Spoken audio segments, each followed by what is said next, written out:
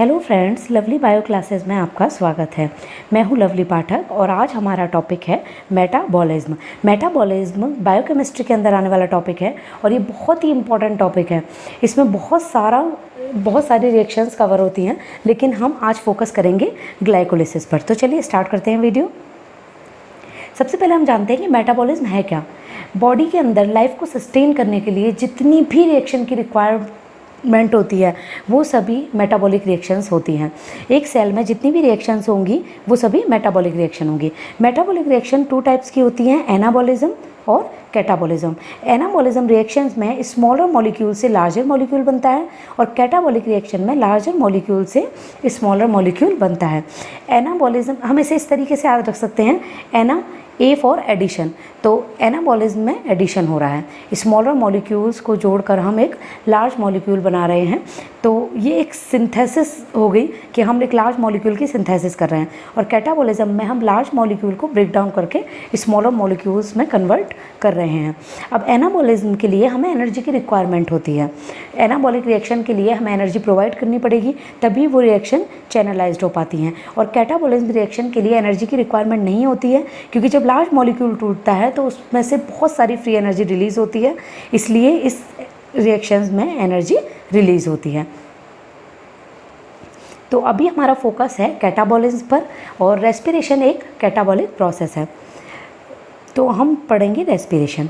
Respiration एक oxidative process है। Breakdown करने के लिए हम ऑक्सीडेशन रिएक्शंस को पढ़ते हैं। तो रेस्पिरेशन में ब्रेकडाउन होता है। किस चीज़ का ब्रेकडाउन होता है? लार्ज मॉलिक्यूल का ब्रेकडाउन होता है। वो मॉलिक्यूल कुछ भी हो सकता है, कार्बोहाइड्रेट हो सकता है, फैटी एसिड हो सकता है, प्रोटीन हो सकते हैं, लेकिन आज हमारा मेन फोकस रहेगा कार्बोहाइड्रेट मेटाबॉलिज्म पर।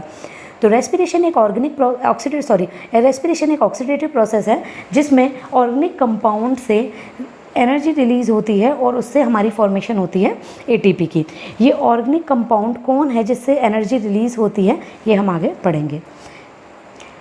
तो हम आज रेस्पिरेशन पढ़ेंगे और रेस्पिरेशन में भी हमारा मेन फोकस है ग्लाइकोलिसिस। ये रेस्पिरेशन की रिएक्शन है जो हम बचपन से पढ़ते आ रहे हैं। आज हम डिटेल में देखेंगे कि ग्लूकोज ऑक्सीजन की प्रेजेंस में कैसे कार्बन डाइऑक्साइड और वाटर बनाता है और कैसे हीट और एनर्जी प्रोड्यूस होती है, इसका हम एनालिसिस करेंगे।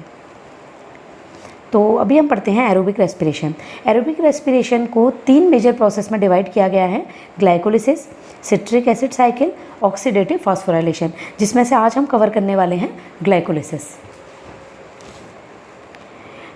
ग्लाइकोलिसिस में ग्लूकोज के मॉलिक्यूल को ब्रेक डाउन करके 2 पायरुवेट के मॉलिक्यूल में कन्वर्ट किया जाता है। तो ये देख लीजिए कि ग्लूकोज का फेट क्या क्या हो सकता है, कहाँ कहाँ वो यूज़ हो सकता है। तो ग्लूकोज मेनली हमें स्टोरेज फॉर्म में मिल सकता है। स्टोरेज फॉर्म में स्टार्च और ग्लाइकोजन की फॉर्म में मिल सकता है। वो एनिमल में स्टोरेज ग्लाइकोजन होता है और प्लांट में स्टोरेज फॉर्म स्टार्च होती है। या ग्लूकोज से सुक्रोज भी बनाया जा सकता है, जो प्लांट का मेन फूड होता है जिसको वो ट्रांसपोर्ट करते हैं। ग्लूकोज का ऑक्सीडेशन अगर पेंटोस फॉस्फेट पाथवे के थ्रू होता है तो हमें मिलती है ribose 5 phosphate. Ribose 5 phosphate nucleic acid में यूज़ की जाने वाली शुगर है। हमें पता है डीऑक्सी राइबो न्यूक्लिक एसिड और राइबो न्यूक्लिक एसिड। तो डीएनए और आरएनए में जो शुगर पाई जाती है वो हमारी राइबोस शुगर होती है। तो ये पेंटोस फॉस्फेट पाथवे से के थ्रू हमें मिलेगी। और अगर ग्लूकोज का ऑक्सीडेशन ग्लाइकोलिसिस के थ्रू हो रहा है तब हमें मिलते हैं पायरुवेट। हम इसी प्रोसेस पे आज पूरा फोकस करेंगे कि कैसे ग्लूकोज से पायरुवेट बनेगा, और पेंटोस फॉस्फेट पाथवे हम आने वाले लेक्चर्स में कवर करेंगे। तो अब हम स्टार्ट करते हैं ग्लाइकोलिसिस। ग्लाइकोलिसिस को हम एम्डन-मेयरहोफ पाथवे भी बोलते हैं, क्योंकि इसे डिस्कवर करने वाले ये साइंटिस्ट के नाम पर इसका नाम दिया गया है। In glycolysis, a molecule of glucose is degraded in a series of enzyme catalyzed reaction to yield 2 molecule of 3 carbon compound pyruvate. Glycolysis इसका नाम इसलिए दिया गया है, ग्लाइकिस मीन्स होता है, ग्लाइकिस एक ग्रीक वर्ड है और जिसका मीनिंग होता है स्वीट, और लाइसिस मतलब होता है स्प्लिटिंग। तो स्वीट हम ग्लूकोज के लिए यूज़ कर रहे हैं और लाइसिस मैं अभी आपको आगे रिएक्शन में बताऊंगी कि क्यों उसका नाम ग्लाइकोलाइसिस रखा गया है। ग्लाइको मीनिंग शुगर की बात की जा रही है और लाइसिस हम इसे क्यों बोला है इसके आगे, तो ये हम अभी आगे वीडियो में देखेंगे। और इसमें क्या होगा, ग्लूकोज के एक मॉलिक्यूल से 2 पायरुवेट के मॉलिक्यूल बनाए जाएंगे, क्योंकि ग्लूकोज एक हेक्सो शुगर है। ग्लूकोज में कितने कार्बन होते हैं, ग्लूकोज में मेनली कार्बन होते हैं 6। तो 6 कार्बन को जब हम ब्रेक डाउन करेंगे तो हम 3 के 2 कंपाउंड बनाएंगे, तो इसलिए पायरुवेट हमारे पास हैं 2। ओके, ग्लाइकोलिसिस को चैनलाइज करने वाले एंजाइम साइटोसोल में प्रेजेंट होते हैं, तो ग्लाइकोलिसिस साइटोसोल में होती है। एक इरिवर्सिबल प्रोसेस है, ये चीज़ हमें ध्यान रखनी है कि ग्लाइकोलिसिस एक इरिवर्सिबल प्रोसेस है, क्योंकि आगे जब हम ग्लूकोनियोजेनेसिस पढ़ेंगे तो ये चीज़ हमें पता होनी चाहिए कि ग्लाइकोलिसिस इरिवर्सिबल प्रोसेस है। Next, glycolysis is an almost universal central pathway of glucose catabolism, the pathway with the larger flux of carbon in most cell. Glycolysis एक यूनिवर्सल सेंट्रल पाथवे है ग्लूकोज कैटाबॉलिज्म का। जब हम glucose catabolism की बात करते हैं तो ग्लाइकोलिसिस सभी जगह पाई जाती है, या वो रेस्पिरेशन एनारोबिक हो, फर्मेंटेशन हो, या फिर एरोबिक रेस्पिरेशन हो, ग्लाइकोलिसिस सभी कंडीशंस में होगी। और ग्लाइकोलिसिस के बहुत सारे इंटरमीडिएट्स और रिएक्शंस में यूज़ किए जाते हैं, वो हम आगे पढ़ेंगे। The glycolytic breakdown of glucose is the sole source of metabolic energy in some mammalian tissue and cell types, erythrocyte, renal medulla, brain and sperm. For example, some plant tissue that are modified to store starch and some aquatic plants derive most of their energy from glycolysis. Many anaerobic microorganisms are entirely dependent on glycolysis. बहुत सारे ऐसे organism हैं या sales हैं जो solely depend हैं glycolysis पर, जिनमें एनर्जी जो बनेगी वो किस प्रोसेस के थ्रू बनेगी, ग्लाइकोलिसिस के थ्रू बनेगी। तो इसमें हमारे एग्जाम्पल हैं erythrocytes, RBC, renal medulla, brain and sperm cell. और कुछ प्लांट और कुछ एनारोबिक एनिमल्स ऐसे हैं जो सोलली किस पर डिपेंड हैं, ग्लाइकोलिसिस पर। लेकिन हाँ, हमें ये बात ध्यान रखनी पड़ेगी कि ग्लाइकोलिसिस से जो एनर्जी प्रोड्यूस होती है उसका अमाउंट कम होता है, और फर्दर क्रेब्स साइकिल में और ईटीसी में जाके एटीपी का अमाउंट बढ़ता है। तो अगर हमें एनारोबिक रिएक्शन में अगर ग्लाइकोलिसिस हो रही है और वो एनारोबिकली हो रही है तो उसका अमाउंट ज़्यादा होगा, वहाँ पर ग्लाइकोलिसिस ज़्यादा होगी। पहले साइंटिस्ट को इसमें बहुत कन्फ्यूज़न था कि क्यों ग्लाइकोलिसिस किसी सेल्स में ज़्यादा हो रही है। जैसे आरबीसी है, आरबीसी में ग्लाइकोलिसिस ज़्यादा होगी क्योंकि वहाँ पर और एटीपी बनाने का कोई भी उसके पास प्रोसेस नहीं है, तो इसलिए उसे क्या करना पड़ेगा, ग्लाइकोलिसिस को लार्ज अमाउंट में चैनलाइज करना होगा। तो देखिए, आज हम देख लेते हैं कि ये पूरा रिएक्शन कैसे हम पढ़ेंगे। सबसे पहले हमारे सेल में आएगा ग्लूकोज। जब भी हम खाना खाते हैं तो हम कॉम्प्लेक्स फॉर्म में फूड लेते हैं, जैसे मान लीजिए कि हम रोटी खा रहे हैं या कोई मिठाई खा रहे हैं, सभी में कार्बोहाइड्रेट होता है, तो हम कार्बोहाइड्रेट ले रहे हैं कॉम्प्लेक्स फॉर्म में। लेकिन डाइजेशन की प्रोसेस के थ्रू वो स्मॉलर मॉलिक्यूल्स में ब्रेक डाउन हो जाता है। जब स्मॉल इंटेस्टाइन में फूड डाइजेस्ट होता है तो स्मॉल इंटेस्टाइन से फूड को एब्जॉर्व किया जाता है। एब्जॉर्व करने के लिए हमारी जो ब्लड वेसल्स होती हैं वो फूड को एब्जॉर्व करती हैं और रिक्वायरमेंट के अकॉर्डिंग सेल्स को प्रोवाइड कराती हैं। इसीलिए आपने देखा होगा, हम ब्लड टेस्ट, शुगर टेस्ट करते हैं तो ब्लड टेस्ट करते हैं, खाने के बाद अलग से टेस्ट करते हैं, खाने के पहले अलग से टेस्ट करते हैं। हम देखते हैं कि ब्लड में ग्लूकोज का लेवल कितना है। तो जब हम खाना खा लेंगे तो ब्लड में ग्लूकोज का लेवल बढ़ेगा, क्योंकि ब्लड में खाने को एब्जॉर्व किया जाएगा। और ये जब ब्लड में ग्लूकोज का लेवल बढ़ेगा तो ब्लड जिस सेल को जितनी रिक्वायरमेंट है उसके हिसाब से उसको ग्लूकोज प्रोवाइड कराएगा। जब सेल में ग्लूकोज आ जाएगा तो सेल उससे कैसे एनर्जी प्रोड्यूस करेगी, इसी प्रोसेस को हम रेस्पिरेशन में पढ़ते हैं। ओके, तो ये ग्लूकोज आया सेल में। देखिए, ग्लूकोज सेल में कैसे आता है, ये भी एक प्रोसेस है, उसको हम फिर किसी लेक्चर में कंटिन्यू करेंगे। तो सेल में ग्लूकोज आ गया। अगर सेल को एनर्जी की रिक्वायर है तो सेल ग्लूकोज से 2 पायरुवेट बनाएगी, और इस प्रोसेस को, ग्लूकोज से पायरुवेट बनने की प्रोसेस को ही हम बोलते हैं ग्लाइकोलिसिस। 2 पायरुवेट बनने के बाद या पायरुवेट बनने के बाद अब पायरुवेट का फेट क्या होगा, इस पायरुवेट का आगे क्या होगा, ये और इसमें कौन कौन सी रिएक्शंस हो सकती हैं। तो देखिए, इसके 3 फेट होते हैं। या तो पायरुवेट में एनारोबिक कंडीशन में इथेनॉल और कार्बन डाइऑक्साइड प्रोड्यूस हो जाए, पायरुवेट फर्दर ऑक्सीडाइज्ड होकर। लेकिन ये देखिए, कंप्लीट ऑक्सीडेशन नहीं हो रहा है, पायरुवेट से यहाँ पर बन रहा है इथेनॉल और कार्बन डाइऑक्साइड। इथेनॉल भी एक हमारा कंपाउंड है, तो ऑर्गेनिक ही कंपाउंड है, तो इससे कंप्लीट ब्रेकडाउन नहीं हो रहा है। 2 पायरुवेट से 2 इथेनॉल और कार्बन डाइऑक्साइड, ये प्रोसेस होती है ईस्ट में, जिसे हम फर्मेंटेशन प्रोसेस कहते हैं।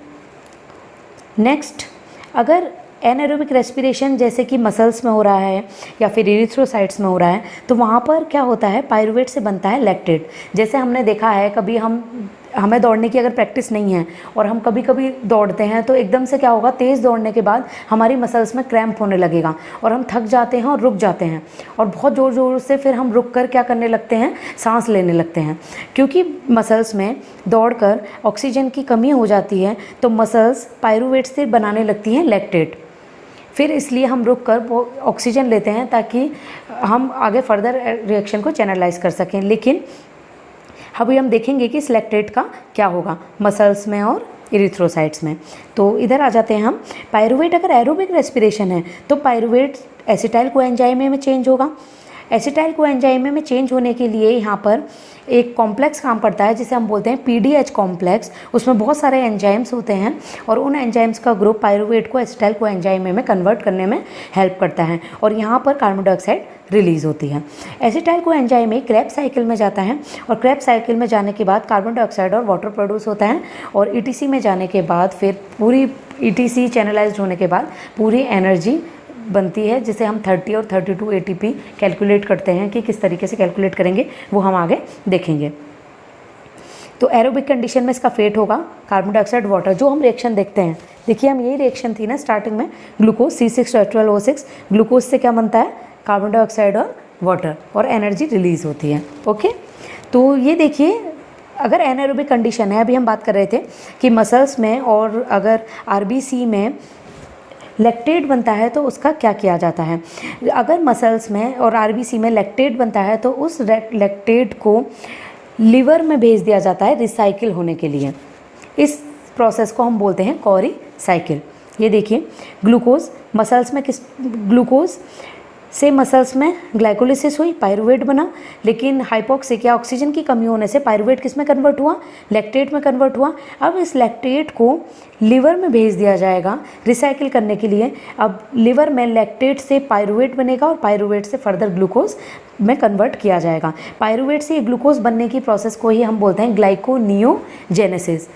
नॉन कार्बोहाइड्रेट सोर्सेज से ग्लूकोज का बनना, उसे हम कहेंगे ग्लाइकोनियोजेनेसिस। ग्लाइकोनियोजेनेसिस हम डिटेल में कवर करेंगे, लेकिन अभी आपको ये ध्यान रखना है कि जो मसल्स और आरबीसी में लैक्टेट बनता है, उस लैक्टेट को लीवर में भेज दिया जाता है और लीवर में उसे रिसाइकिल किया जाता है पायरुवेट में, और पायरुवेट से फर्दर बना दिया जाता है ग्लूकोज। इस साइकिल को हम बोलते हैं कोरी साइकिल। ग्लाइकोलिसिस में हमारी 2 फेजेस होती हैं। एक फेज़ को हम बोलते हैं प्रिपरेटरी फेज़ और दूसरी फेज़ को हम बोलते हैं पे ऑफ फेज़। प्रिपरेटरी फेज़ में हमें प्रिपरेशन करनी होती है ग्लाइकोलिसिस को आगे चैनलाइज करने के लिए, और ये एनर्जी इन्वेस्टमेंट फेज़ है। इसमें हमें एनर्जी प्रोवाइड करनी पड़ेगी। और पे of phase energy generation phase है, जिसमें हमें एनर्जी मिलेगी। इसमें हमें एटीपी और एनएडीएच फॉर्म होते, इस पे ऑफ फेज़ में एटीपी और एनएडीएच फॉर्म होते हैं। तो चलिए हम स्टार्ट करते हैं प्रोसेस ग्लाइकोलिसिस की बिल्कुल डिटेल में। ये देखिए अभी हम बात कर रहे थे सेल के अंदर ग्लूकोज आया, अभी तो हम डायरेक्ट कह रहे थे कि ग्लूकोज से पायरुवेट बना, लेकिन ये रिएक्शन 10 स्टेप्स में कंप्लीट होती है और हर स्टेप पे एंजाइम उसको चैनलाइज करते हैं। कुछ एंजाइम इसमें रेगुलेटरी एंजाइम है, हम उनकी बात करेंगे और फुल डिटेल में हम ग्लाइकोलिसिस को डिस्कस करेंगे। तो सबसे पहले सेल में ग्लूकोज है। अगर सेल में ग्लूकोज आया है और सेल में एनर्जी की कमी है तो ग्लाइकोलिसिस तुरंत चैनलाइज की जाएगी और ग्लूकोज से सबसे पहले बना लिया जाता है ग्लूकोज 6 फॉस्फेट। ग्लूकोज से ग्लूकोज 6 फॉस्फेट बनाने के पीछे एक वजह है कि हमारी जो प्लाज्मा मेम्ब्रेन है वो मेनली लिपिड की बनी हुई है और वो चार्ज्ड आयन को आसानी से पास नहीं करती। तो अगर हम ग्लूकोज को ग्लूकोज 6 फॉस्फेट में चेंज करते हैं तो ये ग्लूकोज सेल के अंदर ट्रैप हो जाता है और फिर ये सेल के बाहर नहीं जा पाता, क्योंकि हमारे पास कोई चैनल ऐसा नहीं है जिससे कि ग्लूकोज 6 फॉस्फेट को सेल से बाहर किया जा सके।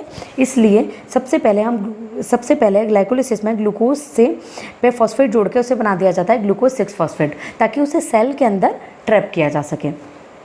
ग्लूकोज से ग्लूकोज 6 फॉस्फेट बनाने के लिए जो एंजाइम यूज़ होता है उस एंजाइम का नाम है हेक्सोकाइनेज। और हाँ, ये भी आपको ध्यान रखना होगा कि ग्लूकोज से ग्लूकोज 6 फॉस्फेट बनना एक इरिवर्सिबल प्रोसेस है। ओके, मतलब ग्लूकोज 6 फॉस्फेट से फर्दर ग्लूकोज नहीं बनेगा इस ग्लाइकोलिसिस रिएक्शन में। ये फर्स्ट प्राइमिंग रिएक्शन है और ग्लूकोज से ग्लूकोज 6 फॉस्फेट बनाने वाला हमारा एंजाइम है हेक्सोकाइनेज।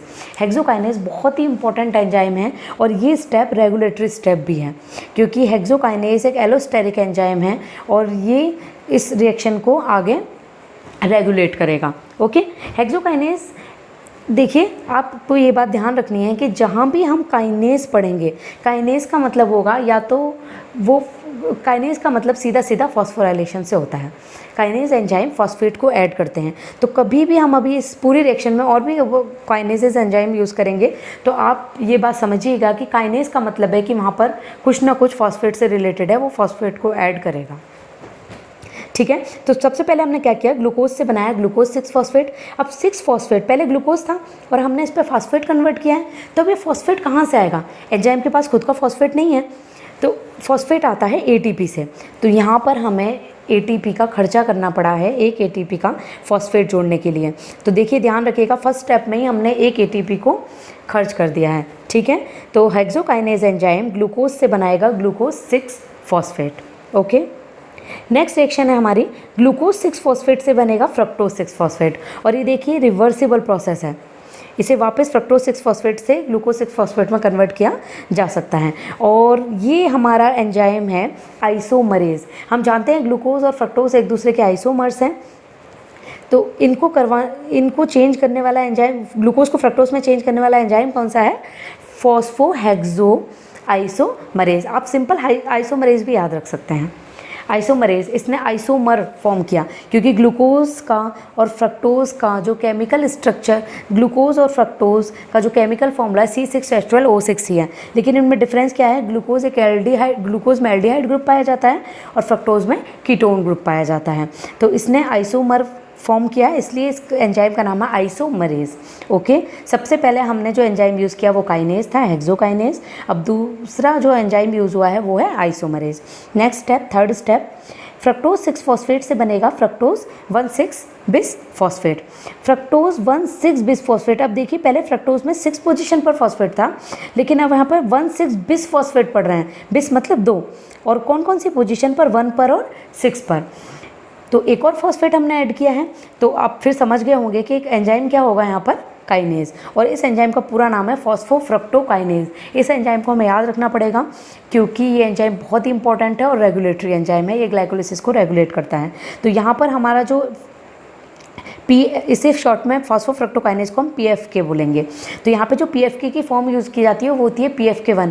एक एंजाइम होता है PFK2, उससे हमें कंफ्यूज नहीं करना है। ग्लाइकोलिसिस में हम जो एंजाइम यूज़ कर रहे हैं वो है PFK1। Okay, PFK1 kinase. Kinase ने फिर क्या किया? ATP से फॉस्फेट लिया और अपने सबस्ट्रेट फ्रक्टोज 6 फॉस्फेट पर जोड़ दिया और क्या बना दिया? Fructose 1,6 bis phosphate. अब देखिए, अभी हमने प्रिपरेटरी फेज में 2 ATP का खर्चा कर चुके हैं।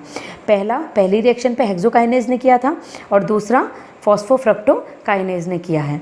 ओके, नेक्स्ट हमारी रिएक्शन है जिसमें फ्रक्टोज 1,6 बिस फॉस्फेट से बन रहा है ग्लिसरॉल्डिहाइड 3 फॉस्फेट और डाइहाइड्रोक्सी एसीटोन फॉस्फेट। अब देखिए, ये इस रिएक्शन को हम क्लीवेज रिएक्शन भी बोलते हैं क्योंकि इस रिएक्शन में ब्रेक डाउन हो रहा है, लाइसिस हो रही है। किसकी लाइसिस हो रही है? फ्रक्टोज 1,6 बिस फॉस्फेट की लाइसिस हो रही है। किसमें?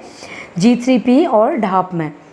ठीक है, G3P हम ग्लिसरॉल्डिहाइड 3 फॉस्फेट को बोलते हैं और ढाप हम डाइहाइड्रोक्सी एसीटोन फॉस्फेट को बोलते हैं। इसी लाइसिस की वजह से इस प्रोसेस को नाम दिया गया है ग्लाइकोलाइसिस, क्योंकि यहाँ पे देखिए लाइसिस हो रही है।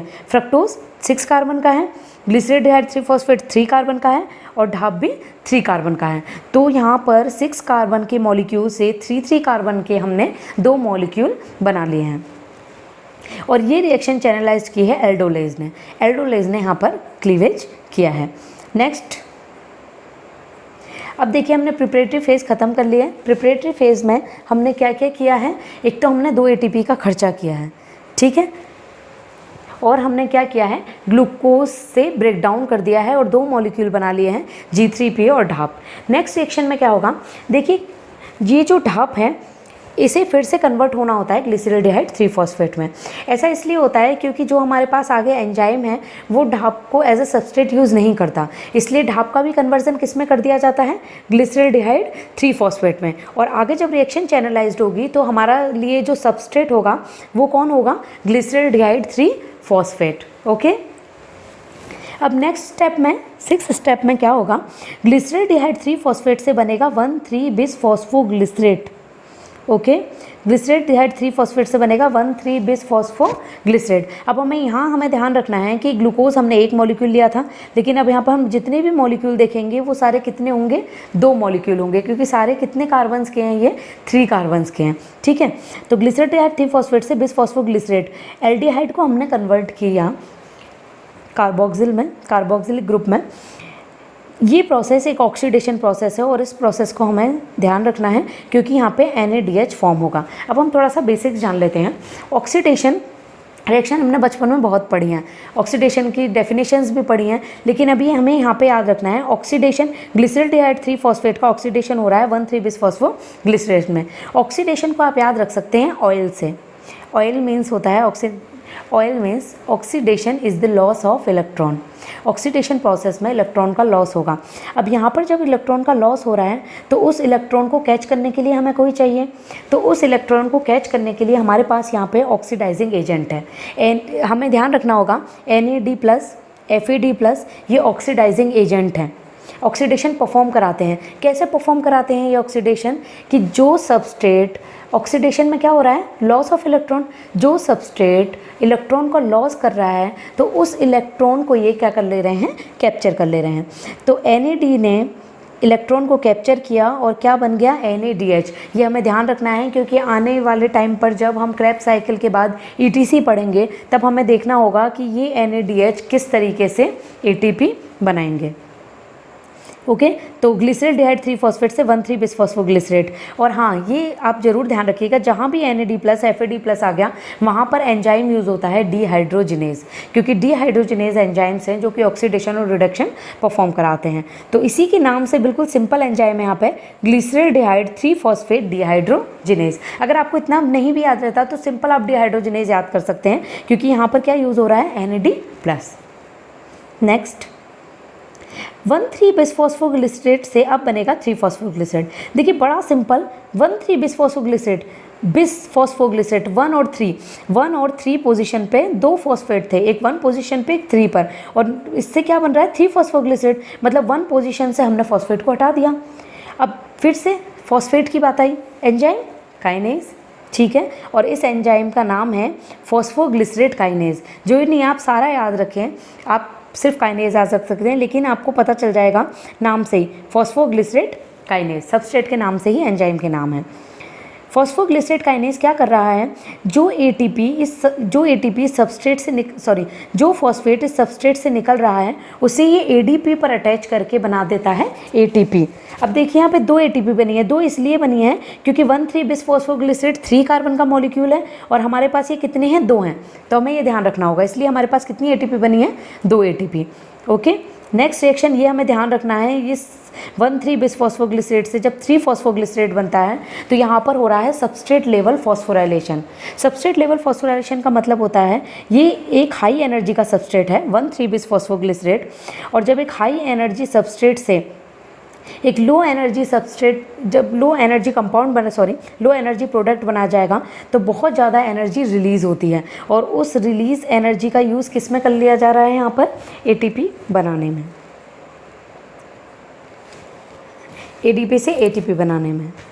ओके, तो यहाँ पर 1 पोजीशन से फॉस्फेट को हटा दिया गया है और 1,3-बिसफॉस्फोग्लिसरेट से क्या बना दिया गया है, 3-फॉस्फोग्लिसरेट। 3-फॉस्फोग्लिसरेट से ध्यान रखिएगा ये हुआ है यहाँ पर सबस्ट्रेट लेवल फॉस्फोराइलेशन, क्योंकि यहाँ पर सबस्ट्रेट से ATP बनाई गई है। ओके, ATP का बनना एक एंडरगोनिक प्रोसेस हो और इस प्रोसेस में एनर्जी का इन्वेस्टमेंट होता है, लेकिन जो ATP बनी है ये हमारी एनर्जी करेंसी है। अभी हम आगे इसको डिटेल में पढ़ेंगे कि ये कैसे हुआ है। 3 फॉस्फोग्लिसरेट से बनाया जाता है 2 फॉस्फोग्लिसरेट। अब सिंपल यहाँ पर बस पोजीशन चेंज की गई है फॉस्फेट की, और पोजीशन चेंज करने का काम किसने किया है? म्यूटेज। म्यूटेज ने क्या किया है? 3 फॉस्फोग्लिसरेट से 3 पे फॉस्फेट को हटाकर 2 पर उसे कर दिया है। तो ये हो गया, सिंपल रिएक्शन है 2 फॉस्फोग्लिसरेट की। इस प्रोसेस को हम आगे और डिटेल में पढ़ेंगे कि 3 फॉस्फोग्लिसरेट से जब 2 फॉस्फोग्लिसरेट बनता है तो आरबीसी में इसमें क्या एक अलग रिएक्शन होती है, वो अभी हम देखेंगे। 2 फॉस्फोग्लिसरेट से नेक्स्ट रिएक्शन में हमारा बनता है फॉस्फोइनॉल पाइरुवेट, और ये एंजाइम होता है यहाँ पर इनोलेज, जो इस रिएक्शन को चैनलाइज करता है। लास्ट रिएक्शन है हमारी फॉस्फोइनॉल पाइरुवेट से बनेगा पाइरुवेट। अब अगर आपको ना ध्यान रहे एटीपी कहाँ बन रही है तो आप ये ध्यान रख लीजिएगा कि कहाँ कहाँ फॉस्फेट कम हो रहा है। अब देखिए यहाँ पे फॉस्फेट था फॉस्फोइनॉल पाइरुवेट में और बना पाइरुवेट, तो फॉस्फेट कहाँ गया? फिर फॉस्फेट ने क्या किया? सबस्ट्रेट लेवल फॉस्फोराइलेशन किया और एडीपी से बनाया एटीपी। जो ये फ्री एनर्जी रिलीज हुई उसको इन्होंने यूज़ किया एटीपी बनाने के लिए। फिर यहाँ पर जो सबस्ट्रेट था वो हाई एनर्जी का था। देखिए इस बार यहाँ पर गेट में क्वेश्चन था, वो गेट का क्वेश्चन मैं आपको दे दूँगी जो आपको सॉल्व करने में हेल्प हो जाएगी। तो उसमें पूछा गया था कौन कौन से हाई एनर्जी के सबस्ट्रेट हैं। तो फॉस्फोइनॉल पाइरुवेट से बना पाइरुवेट और यहाँ पे बना है एटीपी, तो ये भी हुआ सबस्ट्रेट लेवल फॉस्फोराइलेशन। अब हम एक बार देख लेते हैं कि क्या क्या हुआ है। 1 और 3 में हमने स्टेप्स में हमने एनर्जी को कंज्यूम किया, यूज़ किया, ठीक है। काइनेज ने एनर्जी यूज़ की, एटीपी का 2 एटीपी का खर्चा किया। और देखिए 7 और 10 स्टेप पे हमने एटीपी बनाई और 6 स्टेप पे हमने एनएडीएच बनाया। ये आगे हमें ध्यान रखना पड़ेगा। अब हम इन रिएक्शंस को डिटेल में देखते हैं। ये देखिए इसमें ग्लूकोज के मॉलिक्यूल से देके बना रखा है। एक बार हम इसको फटाफट रिवाइज कर लेते हैं। सबसे पहले क्या हुआ? ग्लूकोज से बना ग्लूकोज 6 फॉस्फेट और इसे बनाने वाला एंजाइम है हमारे पास हेक्सोकाइनेज। नेक्स्ट क्या हुआ? ग्लूकोज 6 फॉस्फेट से बना फ्रक्टोज 6 फॉस्फेट और इसे बनाने वाला एंजाइम हमारे पास फॉस्फोग्लूको आइसोमरेज था।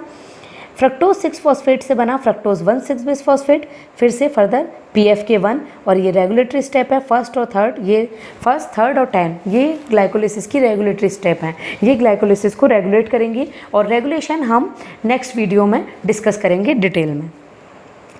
फ्रक्टोज 6 फॉस्फेट से फ्रक्टोज 1 6 बेस फॉस्फेट। अब फ्रक्टोज 1 6 बेस फॉस्फेट 2 कंपाउंड में ब्रेक डाउन होगा, ग्लिसरॉल्डिहाइड 3 फॉस्फेट और ढाप को फर्दर कन्वर्ट कर दिया जाएगा किसमें? ग्लिसरॉल्डिहाइड 3 फॉस्फेट में। ग्लिसरॉल्डिहाइड 3 फॉस्फेट और हाँ, ये फ्रक्टोज 1 6 बेस फॉस्फेट से ढाप और G3 में कन्वर्ट करने वाला हमारे पास एंजाइम है एल्डोलेज। एल्डोलेज ये रिएक्शन कराता है। ग्लिसरॉल्डिहाइड 3 फॉस्फेट से बनेगा 1 3 बेस फॉस्फोग्लिसरेट और इसे कराने वाला एंजाइम है ग्लिसरॉल्डिहाइड 3 फॉस्फेट डिहाइड्रोजनेज। और हमें यहाँ पे ध्यान रखना है, यहाँ पर बन रहा है NADH। फर्स्ट और थर्ड प्रोसेस पे हमने ATP का खर्चा किया था, 6 प्रोसेस पे हमें NADH मिल रहा है। Next 1 3 bis phosphoglycerate to 3 phosphoglycerate. अब यहाँ पे एक फॉस्फेट हटा है, एंजाइम फॉस्फोग्लिसरेट काइनेज, और यहाँ पे क्या बना है? 2 ATP बनी। 3 फॉस्फोग्लिसरेट से 2 फॉस्फोग्लिसरेट, 2 फॉस्फोग्लिसरेट से फॉस्फोइनॉल पाइरुवेट, 2 जो कि एंजाइम इनोलेज के थ्रू हो रहा है, और फॉस्फोइनॉल पाइरुवेट से पाइरुवेट जो कि एक पाइरुवेट काइनेज कर रहा है। फर्दर ATP यहाँ पर बन रही है। ओके, अब इस रिएक्शंस को हम और ज़्यादा डिटेल में देखते हैं। तो स्टेप फर्स्ट क्या थी? Phosphorylation of glucose. सबसे पहले हमने क्या किया है? ग्लूकोज से ग्लूकोज 6 फॉस्फेट बनाया है, ग्लूकोज का फॉस्फोराइलेशन किया है। In the first step of glycolysis glucose is activated for subsequent reaction by its phosphorylation at C6 to 8 glucose 6 phosphate with ATP as the phosphoryl donor. तो glucose से हमने glucose 6 phosphate बनाया है और इसके लिए जो ATP है वो हमें इसके लिए जो फॉस्फेट है वो हमें मिला है ATP से, और ATP को ADP में कन्वर्ट किया गया है और ये रिएक्शन की गई है हेक्सोकाइनेज से। देखिए यहाँ पे आप देख रहे हैं कि मैग्नीशियम आयन भी लिखा है। कुछ एंजाइम आयंस को यूज़ करते हैं, तो जो काइनेज है मोस्टली मैग्नीशियम है, मैग्नीज आयन को यूज़ करते हैं। हेक्सोकाइनेज यूज़ करता है मैग्नीशियम को। ये मैग्नीशियम ATP से कॉम्प्लेक्स बना के मैग्नीशियम ATP कॉम्प्लेक्स बनाता है ताकि जो फॉस्फेट पे जो प्लस चार्ज है उसको ये क्या कर सके? थोड़ा सा न्यूट्रलाइज कर सके। हेक्सोकाइनेज का जो सबस्ट्रेट है ग्लूकोज 6 फॉस्फेट, उस ATP से जब ये फॉस्फेट जोड़ता है तो ये as a substrate magnesium ATP को यूज़ करता है, एलोन ATP को यूज़ नहीं करता। इसलिए इसको रिएक्शन चैनलाइज करने के लिए मैग्नीशियम की रिक्वायरमेंट होती है और ग्लूकोज से बना दिया जाता है ग्लूकोज 6 फॉस्फेट। हमें एक और बात ध्यान रखनी है, हेक्सोकाइनेज हेक्सोकाइनेज का एक और आइसोजाइम है जिसे हम बोलते हैं ग्लूकोकाइनेज। और ग्लूकोकाइनेज मेनली पाया जाता है बीटा सेल्स ऑफ पैनक्रियाज और हिपेटोसाइट्स में। हिपेटोसाइट्स लिवर की सेल्स, लिवर में। हेक्सोकाइनेज और ग्लूकोकाइनेज आइसोजाइम्स हैं। आइसोजाइम हम किसे कहते हैं? आइसोजाइम वो एंजाइम्स होते हैं जो सेम रिएक्शन कैटेलाइज करते हैं, लेकिन वो कोडेड होते हैं डिफरेंट एंजाइम से। मतलब आइसोजाइम्स वो एंजाइम हैं जो सेम रिएक्शन कैटेलाइज करते हैं। हेक्सोकाइनेज का भी सबस्ट्रेट, हेक्सोकाइनेज ऐसे सबस्ट्रेट ग्लूकोज को यूज़ करेगा, ग्लूकोकाइनेज भी कर रहा है, और ग्लूकोकाइनेज भी ग्लूकोज 6 फॉस्फेट बना रहा है, हेक्सोकाइनेज भी ग्लूकोज 6 फॉस्फेट बना रहा है। लेकिन ग्लूकोकाइनेज कहाँ काम कर रहा है? लीवर में और बीटा सेल्स ऑफ पैनक्रियाज में, और हेक्सोकाइनेज सभी सेल्स में प्रेजेंट होता है। तो ये एक ही सेम रिएक्शन को कर रहे हैं, लेकिन इनमें डिफरेंस क्या है? इनको बनाने वाले जीन अलग अलग थे। हेक्सोकाइनेज को अलग जीन ने बनाया, ग्लूकोकाइनेज को अलग जीन ने बनाया। तो अगर प्रोडक्ट बनाने वाले जीन अलग अलग हैं लेकिन वो सेम रिएक्शन चैनलाइज कर रहे हैं, तो ऐसे एंजाइम को हम बोलते हैं आइसोजाइम्स। ओके,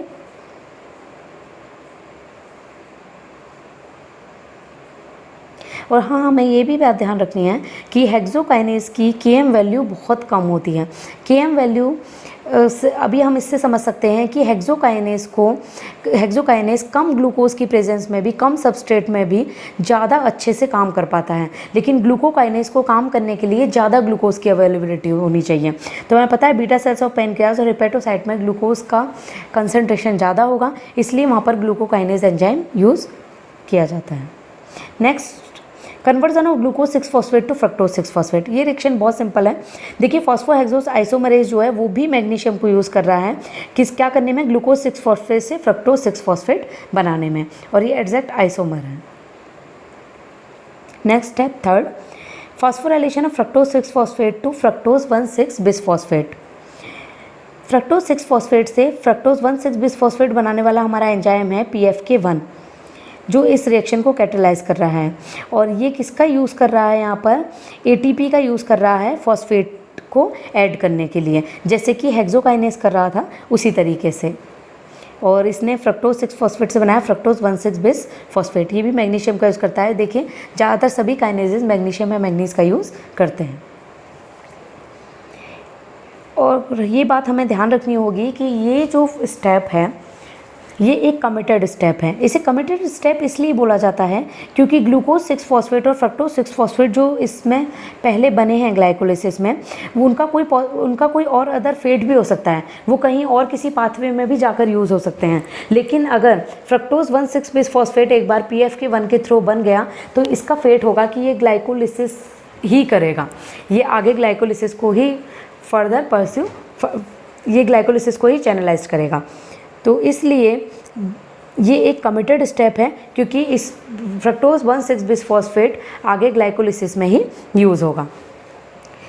कुछ बैक्टीरिया और प्रोटिस्ट होते हैं जिनमें फॉस्फोफ्रक्टोकाइनेज ATP की जगह पायरोफॉस्फेट को यूज़ करता है फॉस्फेट को ऐड करने के लिए। तो देखिए, PFK1 एक रेगुलेटरी एंजाइम है, और इस रेगुलेटरी एंजाइम के कुछ सबस्ट्रेट होते हैं जो इसकी एक्टिविटी को इन्हांस करते हैं और कुछ इसकी एक्टिविटी को इनहिबिट करते हैं। अच्छा, अब हमें एक बात ध्यान रखनी है, अगर सेल में एनर्जी का अमाउंट पहले से ही बहुत ज़्यादा है तो क्या सेल को एनर्जी की रिक्वायरमेंट होगी? इसे इस तरीके से समझते हैं कि अगर हमने बहुत सारा खाना खा रखा है तो क्या हमें फर्दर खाना बनाने की ज़रूरत होगी? अगर हमारा पेट भरा हुआ है तो हम खाना बनाएंगे नहीं, ठीक है। तो अगर सेल में पहले से ही एनर्जी है तो सेल एनर्जी को और ज़्यादा नहीं बनाएगी। तो देखिए, अगर the activity of PFK1 is increased whenever the cell's ATP supply is depleted when the ATP breakdown product ADP और AMP are in excess। PFK1 की एक्टिविटी जब इंक्रीज़ होगी जब ATP का अमाउंट कम होगा और AMP और ADP का अमाउंट ज़्यादा होगा। ATP एनर्जी करेंसी है, जब ATP ज़्यादा होगी और एनर्जी पहले से ही सेल में ज़्यादा है तो फिर सेल को एनर्जी बनाने की ज़रूरत नहीं है। और ATP और ADP या AMP के थ्रू हम ये पता करते हैं कि सेल का एनर्जी स्टेटस कैसा है। अगर ATP हाई है तो सेल में एनर्जी करेंसी हाई है, तो सेल में पहले से ही एनर्जी है, उसे बनाने की रिक्वायरमेंट नहीं है। लेकिन AMP और ADP अगर हाई है तो इसका मतलब सेल में एनर्जी कम है, सेल को और एनर्जी बनाने की ज़रूरत है। तो AMP PFK1 को पॉजिटिवली रेगुलेट करता है और ATP PFK1 को नेगेटिवली रेगुलेट करती है। The enzyme is inhibited whenever the has ample ATP and well supplied by other fuel such as fatty acid. हाँ, इस ATP और फैटी एसिड भी हमारा एक मेटाबॉलिक फ्यूल है। अगर वो भी सेल में ज़्यादा है तो वो PFK1 की एक्टिविटी को रिड्यूस करेगा। In other organism fructose 2,6-bisphosphate is a potent allosteric activator of PFK1. Fructose 2,6-bisphosphate PFK1 का एलोस्टेरिक एक्टिवेटर है, ये इसको एक्टिवेट करता है और रिएक्शन को और ज़्यादा बढ़ाता है। हमें इसे इसके प्रोडक्ट से नहीं करना। देखो PFK1 क्या बना रहा है, फ्रक्टोज 6-फॉस्फेट से बना रहा है फ्रक्टोज 1,6-bisphosphate और इसका एक्टिवेटर कौन है, फ्रक्टोज 2,6-bisphosphate। ठीक है, तो ये दोनों अलग अलग हैं, अलग अलग सबस्ट्रेट हैं, तो इसे कंफ्यूज नहीं करना है। एक्टिवेटर कौन है, फ्रक्टोज 2,6-bisphosphate, लेकिन ये रिएक्शन इससे बना क्या रहा है, फ्रक्टोज 1,6-bisphosphate। वैसे इसका रेगुलेशन हम आगे क्लासेस में बहुत डिटेल में डिस्कस करेंगे, अगर ये आपको अभी नहीं भी समझ आता है तो कोई बात नहीं। नेक्स्ट रिएक्शन हमारी fourth reaction, cleavage of fructose 1,6-bisphosphate। हमने अभी देखा था कि फ्रक्टोज 1,6-bisphosphate का क्लीवेज किया जाता है और 3,3 कार्बन के 2 मॉलिक्यूल बनाए जाते हैं और इस रिएक्शन को कैटालाइज करता है एल्डोलेज, जिसमें प्रोडक्ट बनाता है ढाप और G3P। Okay, next step 5, inter conversion of triose phosphate. इसमें क्या होगा, ढाप को इंटर कन्वर्ट किया जाएगा किसमें, ग्लिसरॉल्डिहाइड 3-फॉस्फेट में, क्योंकि हमारा जो एंजाइम है वो G3P को ही एज अ सबस्ट्रेट यूज़ कर सकेगा और ये दोनों एक दूसरे की आइसोमर हैं, तो इनको फॉर्म करने के लिए एंजाइम होता है triose phosphate isomerase. Next 6th reaction, oxidation of glyceraldehyde three phosphate to 1,3-bisphosphoglycerate। Okay, यहाँ पर हम क्या कर रहे हैं, देखिए ग्लिसरॉल्डिहाइड 3-फॉस्फेट का ऑक्सीडेशन कर रहे हैं और ऑक्सीडेशन परफॉर्म कौन करा रहा है, NAD+, जो कि एक ऑक्सीडाइजिंग एजेंट है। तो यहाँ पर हमें मिल रहा है NADH और इस रिएक्शन को परफॉर्म कराने के लिए मैंने आपको बताया था जहाँ भी NAD और FAD दिखे वहाँ पर आप एंजाइम यूज़ होता है डिहाइड्रोजिनेज, तो इसका नाम है ग्लिसरॉल्डिहाइड 3-फॉस्फेट डिहाइड्रोजिनेज, जो ग्लिसरॉल्डिहाइड 3-फॉस्फेट से बनाता है 1,3-bisphosphoglycerate। और हाँ, ये बात हमें ध्यान रखनी है, अभी तक जितने भी एंजाइम हम देख रहे थे वो ATP से फॉस्फेट ले रहे थे, लेकिन ग्लिसरॉल्डिहाइड 3-फॉस्फेट इनऑर्गेनिक फॉस्फेट से फॉस्फेट ले रहा है, क्योंकि यहाँ पर भी देखिए ग्लिसरॉल्डिहाइड 3-फॉस्फेट से 1,3-bisphosphoglycerate बना है, मतलब 2 फॉस्फेट हैं यहाँ पर, 1 और 3 एक 1 पोजीशन पे और एक 3 पोजीशन पे। 3 पोजीशन पे पहले से ही था ग्लिसरॉल्डिहाइड 3-फॉस्फेट में, 1 पोजीशन पे ऐड करने के लिए जो हमारा एंजाइम है डिहाइड्रोजिनेज, इसने किससे फॉस्फेट लिया है, इनऑर्गेनिक फॉस्फेट का इसने यूज़ किया है। काइनेज ऑर्गेनिक फॉस्फेट का यूज़ करते हैं mostly, not always. NADH form होगा इस स्टेप में। नेक्स्ट रिएक्शन है हमारी 7 reaction, phosphate transfer from 1,3-bisphosphoglycerate to ADP। अब यहाँ पर बनेगी ATP, क्योंकि 1,3-bisphosphoglycerate से 1 पोजीशन का फॉस्फेट हटा दिया जाएगा और इस 1 पोजीशन के फॉस्फेट को हटाकर ADP पर ट्रांसफ़र कर दिया जाएगा और ये करने वाला हमारा एंजाइम होगा फॉस्फोग्लिसरेट काइनेज। देखिए ये भी मैग्नीशियम को यूज़ कर रहा है ज़्यादातर काइनेज की तरह, और हमारा प्रोडक्ट बन गया 3-फॉस्फोग्लिसरेट और हमें यहाँ पर मिली है ATP।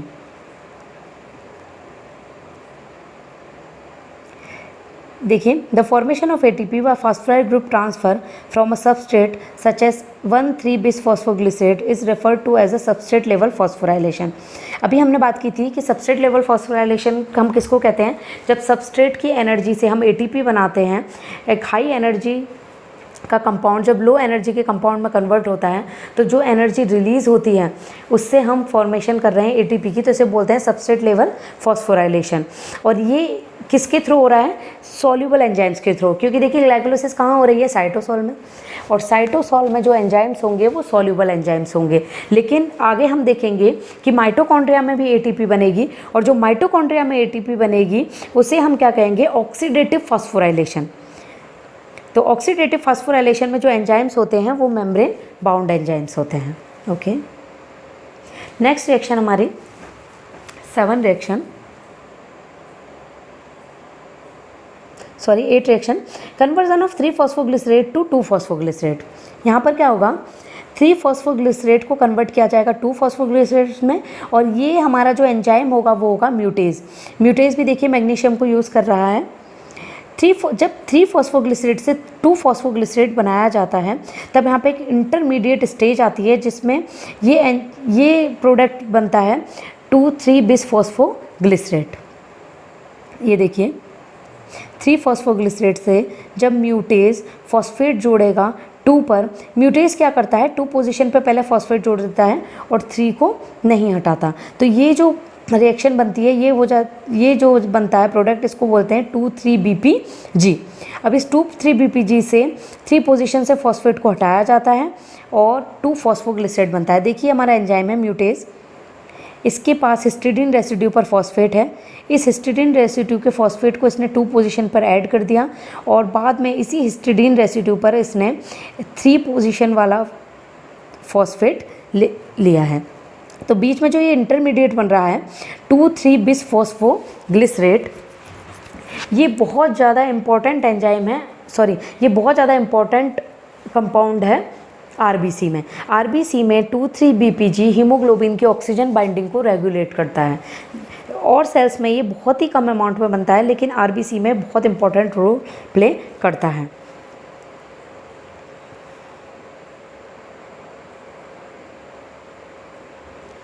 नेक्स्ट 9 स्टेप में क्या होगा, dehydration of 2 phosphoglycerate to phosphoenol pyruvate. यहाँ पर एक वाटर का मॉलिक्यूल रिमूव होगा और 2 फॉस्फोग्लिसरेट से बनाया जाएगा फॉस्फोनॉल पायरुवेट, और ये प्रोसेस के लिए जो एंजाइम यूज़ होगा वो होगा इनोलेज। ये भी एक रिवर्सिबल प्रोसेस है। Next last step 10, transfer of the phosphoryl group from phosphoenol pyruvate to ADP. अब हम बना रहे हैं फॉस्फोनॉल पायरुवेट से पायरुवेट, और ये हमारा एंजाइम यहाँ पर होता है पायरुवेट काइनेज। फर्दर देखिए मैग्नीशियम और पोटेशियम को यूज़ कर रहा है। लास्ट स्टेप है, इसमें क्या किया जाता है, जो फॉस्फेट है फॉस्फोनॉल पायरुवेट के पास वो एडीपी पर ट्रांसफ़र कर दिया जाता है और बना ली जाती है एटीपी। और देखिए फिर से हम ये पढ़ रहे हैं सबस्ट्रेट लेवल फॉस्फोराइलेशन। तो नेट गेन हमें ग्लाइकोलिसिस में क्या मिला है, हमने यूज़ किया था glucose plus 2 NAD plus 2 ADP plus 2 phosphate, और हमें क्या मिल रहा है 2 pyruvate 2 NADH 2 ions 2 hydrogen ions 2 ATP और 2 वाटर के मॉलिक्यूल। ये हमारा नेट गेन है। हमें ATP यहाँ पर 4 मिली थी सबस्ट्रेट लेवल फॉस्फोराइलेशन में, लेकिन हम प्रिपरेटरी फेज में 2 ATP का खर्चा कर चुके हैं, तो इसलिए जो नेट गेन है वो हमें मिल रहा है यहाँ पर 2 ATP। देखते हैं कि ATP फॉर्मेशन ग्लाइकोलिसिस से कैसे कपल्ड है। तो ये देखेंगे हम, जब during glycolysis some of energy of glucose molecule is conserved in ATP while much remain in the product pyruvate, the overall reaction for glycolysis is। Glycolysis में हमने कुछ अमाउंट में एनर्जी बना ली है, लेकिन ज़्यादातर जो एनर्जी है वो है पायरुवेट में। ये हम आगे देखेंगे कि पायरुवेट से कैसे फिर जब इसका कंप्लीट ऑक्सीडेशन होगा तो और इससे एनर्जी रिलीज़ होगी, वो हम क्रेब्स साइकिल में देखेंगे। तो ग्लूकोज से जब NAD प्लस ADP और फॉस्फेट का यूज़ करके 2 पायरुवेट 2 NADH प्रोटॉन्स 2 ATP और 2 H2O बनाया गया है। देखते हैं ये कैसे रिएक्शन पूरी चैनलाइज्ड हुई है। For each molecule of glucose degraded to pyruvate, 2 molecule of ATP are generated from ADP and phosphate। हमने देखा है कि ग्लूकोज का जब डिग्रेडेशन होता है पायरुवेट में तो ATP जनरेट की जाती है 2 मॉलिक्यूल, और कैसे करते हैं उसे ADP पर फॉस्फेट जोड़कर। We can resolve the equation of glycolysis into 2 process. इसको हम 2 प्रोसेस में पढ़ेंगे। The conversion of glucose to pyruvate जो कि एक्सर्गोनिक है। ग्लूकोज से पायरुवेट का कन्वर्जन एक्सर्गोनिक प्रोसेस है। एक्सर्गोनिक प्रोसेस का मतलब है कि यहाँ पर एनर्जी रिलीज़ हो रही है, ठीक है, लेकिन ATP जब बनती है ADP और फॉस्फेट से तो ये एंडरगोनिक प्रोसेस है और यहाँ पर हमें एनर्जी प्रोवाइड करनी पड़ती है। और अभी हमने पढ़ा सबस्ट्रेट लेवल फॉस्फोराइलेशन में वो एनर्जी कौन प्रोवाइड कराता है, वो एनर्जी प्रोवाइड कराता है हमारा सबस्ट्रेट जो कि हाई एनर्जी का है। तो देखते हैं, सबसे पहले हम देखते हैं conversion of glucose to pyruvate. तो जब ग्लूकोज का पायरूवेट में कन्वर्जन किया जाता है तो हमारी जो एनर्जी यहाँ पर होती है वो होती है एनर्जी रिलीज होती है वो होती है -146 किलो जूल पर मोल। लेकिन जब हम एटीपी की फॉर्मेशन करते हैं एडीपी और फॉस्फेट से, तो एंडरगोनिक रिएक्शन है और इसमें हमें एनर्जी देनी होती है। तो हमें कितनी एनर्जी देनी होती है? 61 किलो जूल पर मोल।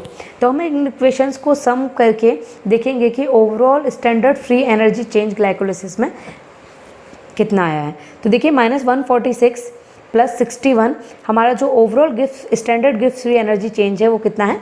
-85 का। ये कुछ इंपॉर्टेंट पॉइंट्स हैं। The oxidation of pyruvate is an important catabolic process, but pyruvate has anabolic fate as well. Pyruvate का ऑक्सीडेशन एक कैटाबॉलिक प्रोसेस है क्योंकि पायरूवेट से हम और फर्दर स्मॉलर मॉलिक्यूल्स में उसको ब्रेक डाउन करेंगे और कैटाबॉलिक प्रोसेस में हम क्या करते हैं? लार्ज मॉलिक्यूल का ब्रेक डाउन करते हैं। लेकिन पायरूवेट के कुछ और भी फेट हो सकते हैं, पायरूवेट कहीं और भी यूज़ हो सकता है। जैसे अभी हमने कोरी साइकिल में देखा था कि वहाँ पे पायरूवेट से क्या बनाया जा रहा है? ग्लूकोज। तो पायरूवेट से जब ग्लूकोज बना रहे हैं तो स्मॉलर मॉलिक्यूल से लार्ज मॉलिक्यूल बना रहे हैं, तो उसमें हमने क्या किया है? वो एक एनाबॉलिक प्रोसेस है। ओके, तो पायरूवेट का ऑक्सीडेशन एक कैटाबॉलिक प्रोसेस है, लेकिन पायरूवेट खुद एनाबॉलिक रिएक्शन में भी इन्वॉल्व हो सकता है और कैटाबॉलिक रिएक्शन में भी इन्वॉल्व हो सकता है। एग्जाम्पल के लिए हमने यहाँ पे एग्जाम्पल दिया है, provide the carbon skeleton for the synthesis of the amino acid alanine. और जब हम अमाइनो एसिड एलेनिन बनाते हैं तब भी हम पायरूवेट का यूज़ करते हैं।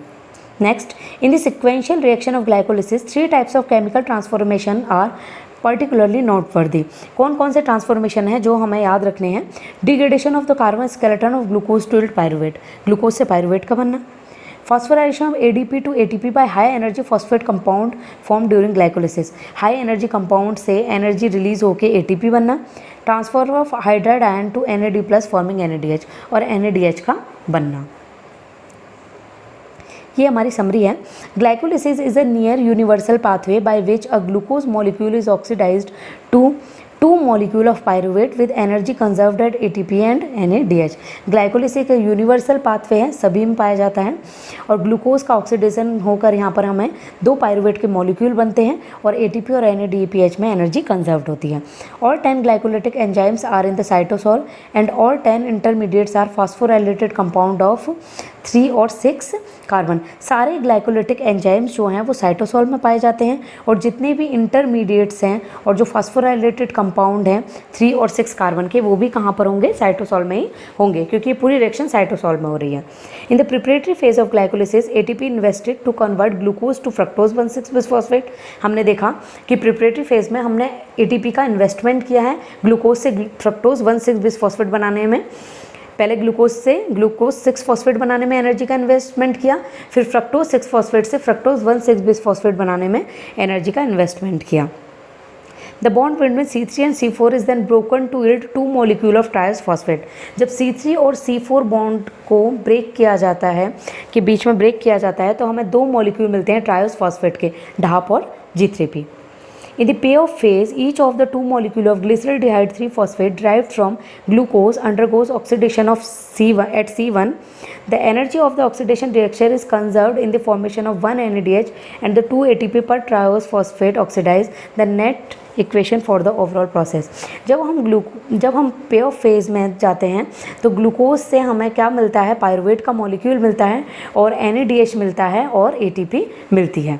Glycolysis is tightly regulated in coordination with other energy yielding pathway to assure a steady supply of ATP. Hexokinase, PFK1 and pyruvate kinase are all subject to allosteric regulation that control the flow of carbon through the pathway and maintain constant level of metabolic intermediate। Glycolysis बहुत ज़्यादा tightly regulate होती है और अभी हमने पढ़ा था कि ATP जब बहुत ज़्यादा होती है तो इस रिएक्शन को इनिबिट कर दिया जाता है।